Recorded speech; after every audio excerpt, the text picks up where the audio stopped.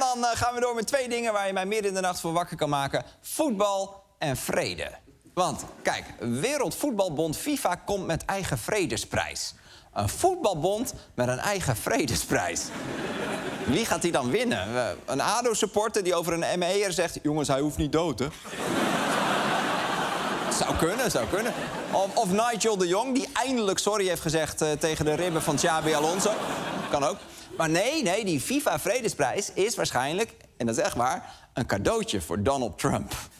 Heeft Trump dan iets met voetbal? Nee, hij is vooral hele dikke maatjes met deze gast, Gianni Infantino.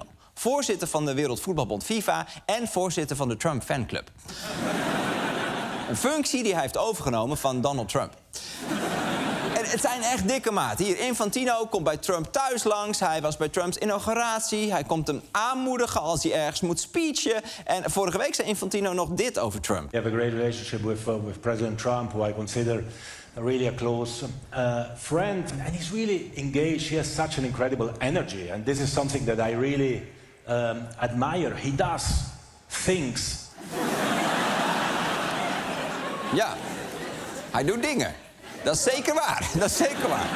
Maar hoe zijn deze 2 zulke goede vrienden geworden? Nou, dat begon in 2018. Toen besloot de FIFA dat het WK voetbal van 2026 deels in Amerika zou worden gehouden. En toen kon je al zien dat Trump niet veel van voetbal weet, want Infantino moest echt beginnen bij de basis. In soccer we have referees, right? And they have cards. Ooh. Yellow cards and red cards. Yeah. Yellow card is a warning. Right. And when you want to kick out someone, you should Trump denkt dat je als scheidsrechter zo kaarten moet uitdelen. Jij één en jij eentje en jij één. En vanaf dat moment kwamen er cadeautjes. Heel veel cadeautjes. Een shirt met zijn naam erop. En het aantal keren dat hij per dag liegt. Een bal. Nog een shirtje. Nu met zijn IQ. Toen weer een bal. En nog een bal. Ik snap nu al waarom het Witte Huis een nieuwe balzaal krijgt. En deze zomer had Infantino nog een leuke verrassing voor Trump. Hij mocht de wereldbeker even vasthouden. We brought as well this, which is the winner's trophy. Only the FIFA president, presidents of countries, and then those who win can touch it, because it's for winners only. And since you are a winner, of course you can as well touch it. It's pretty heavy. Yeah. Hij praat echt tegen Trump alsof het een kleuter is met Down. Jij bent een winnaar, hè? Ja. Je bent echt de allerbeste, hè? Hier, hou maar even vast. Is voor winnaars zoals jij.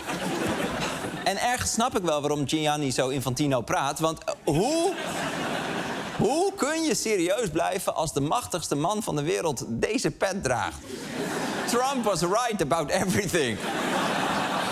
Dit was trouwens niet de enige keer dat Infantino met een trofee langskwam. Want deze zomer was er een ander voetbaltoernooi in Amerika. Het WK voor clubteams. Dus niet landenteams, maar clubs. En ook toen mocht Trump alvast even naar de trofee kijken. So we can show this is a unique trophy.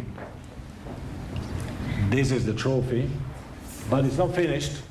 Because it's unlike any other trophy. There is a key. Oh, wow. Wow. En het werd nog veel mooier voor Trump, want hij mocht van Infantino die trofee uitreiken aan de winnaar van het toernooi, Chelsea. En dat ging op zijn Trumps. Kijk, hier gaan ze hem uitreiken. Nou, gefeliciteerd. En normaal is het dan de bedoeling dat je wegloopt, maar dat doet Trump niet. En Infantino die zegt ook, kom, we gaan. Donald, misschien nu even weglopen. Het is hun feestje, kom nou. Nou, Chelsea viert feest en Trump staat er gewoon tussen.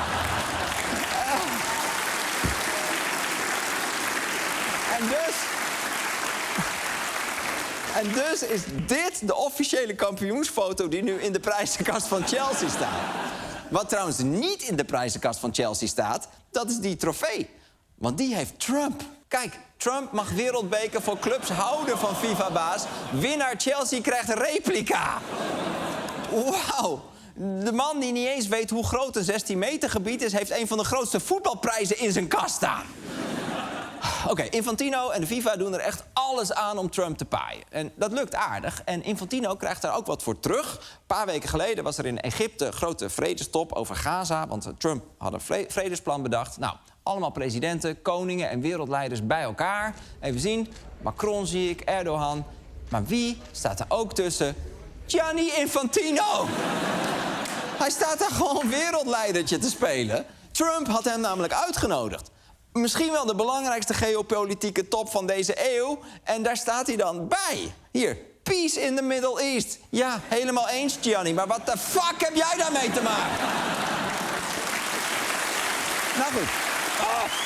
Uiteindelijk.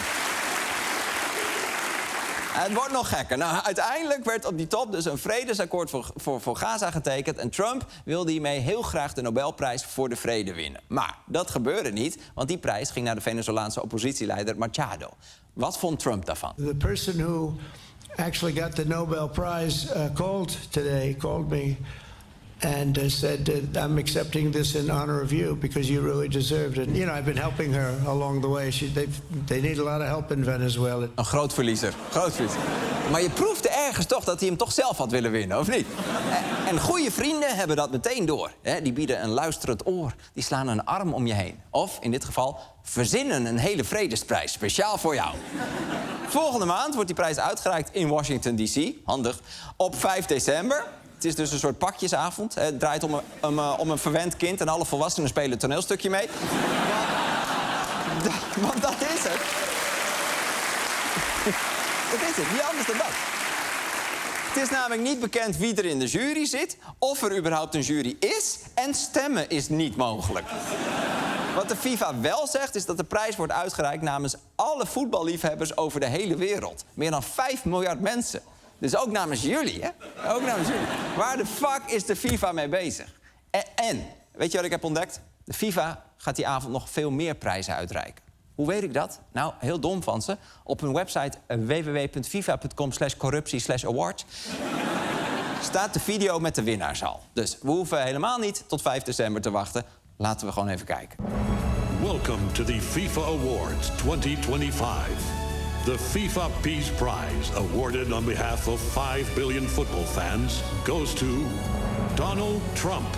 The entire FIFA jury was unanimous. The FIFA Literature Award goes to Donald Trump for his intriguing tweet about his high IQ.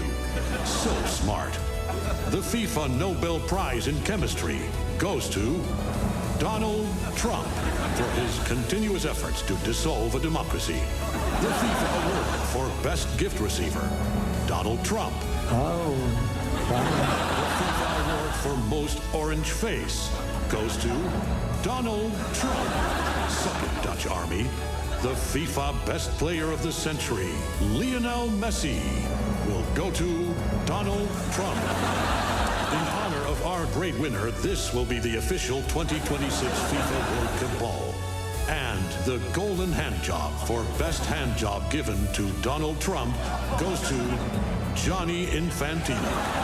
The award will be donated to Donald Trump and Johnny will receive a replica. FIFA. Kicking balls, kissing ass.